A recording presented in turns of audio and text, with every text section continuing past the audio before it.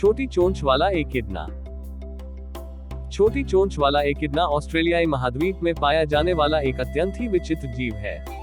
Platypus की तरह ही यह अनोखा स्तनपायी जीव अपना वंश आगे बढ़ाने के लिए अंडे तो देता है, परंतु शिशु एकिडना के पैदा होने पर मानव की ही तरह माता एकिडना अपने शिशु को दुग्धपान कराती है।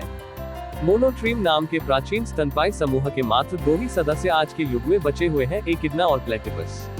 एकिडना पूरे ऑस्ट्रेलिया और तस्मानिया भर में पाए जाते हैं। हालांकि यह आसानी से दिखाई नहीं पड़ते हैं, फिर भी इन्हें सामान्यतः लुप्तप्राय नहीं माना जाता है।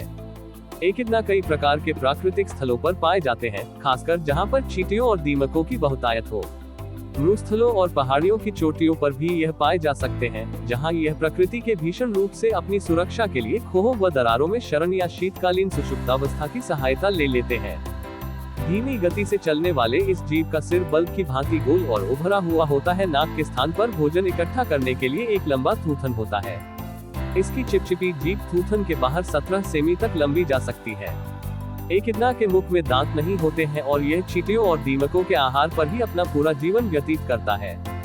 अपने लंबे थूथन और आगे के शक्तिशाली पंजों की सहायता से एकिडना दीमकों के बिलों को तहस नहस कर बौखलाए हुई दीमकों को चट कर जाता है।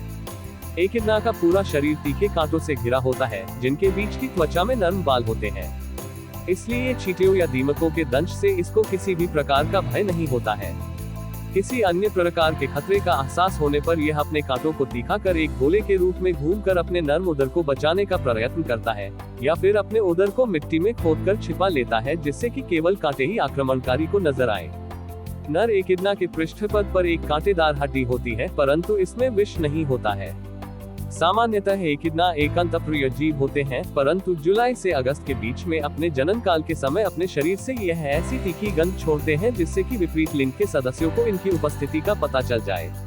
इस दौरान किसी एक मादा के पीछे कई सारे नर एकिडना एक ट्रेल बनाकर तब तक पीछा करते रहते हैं जब तक कि मादा सहवास के लिए तैयार न हो जाए। नर के साथ सहवास के लगभग 2 सप्ताह बाद एक मुलायम कवच वाला अंडा मादा एकिडना की पेट की थैली में स्वयं जमा हो जाता है। ऐसी थैली ऑस्ट्रेलिया में पाए जाने वाले लगभग सभी स्तनपाइयों, जैसे कि कंगारू और कोआ पशुओं के उदर भाग में भी पाई जाती है। 10 दिनों के बाद माता एकिडना की थैली में अंडे से शिशु एकिडना का जन्म होता है। जन्म के समय शिशु एकिडना की त्वचा पर कोई भी बाल या कांटे नहीं होते हैं। माता एकिडना के चूचुक नहीं होते हैं, इसलिए शिशु एकिडना अपना मुख थैली में विशेष प्रकार के बालों से चिपका लेता है।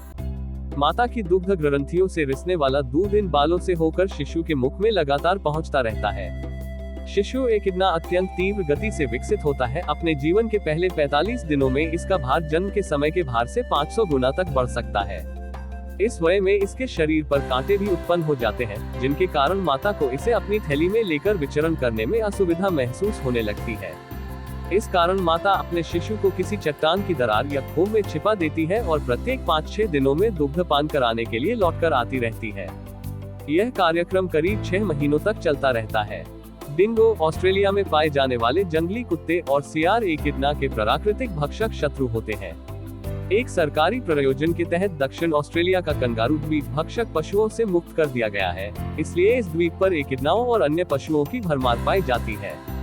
ऑस्ट्रेलिया में जंगलों में एकिडना आसानी से दिखाई नहीं पड़ते हैं, क्योंकि यह बड़े भीरू और शर्मीले किस्म के जीव होते हैं। दीमकों के टीलों के पास खुदाई करने पर यह दिखाई पड़ सकते हैं। इनका मल चमकीली परत से ढकी लंबी गोलियों के समान होता है, जिनमें चींटियों के अधपचे अवशेष दिखाई पड़ते हैं। इसकी सहायता से भी एकिडना के निवास स्थान का ज्ञान हो सकता है।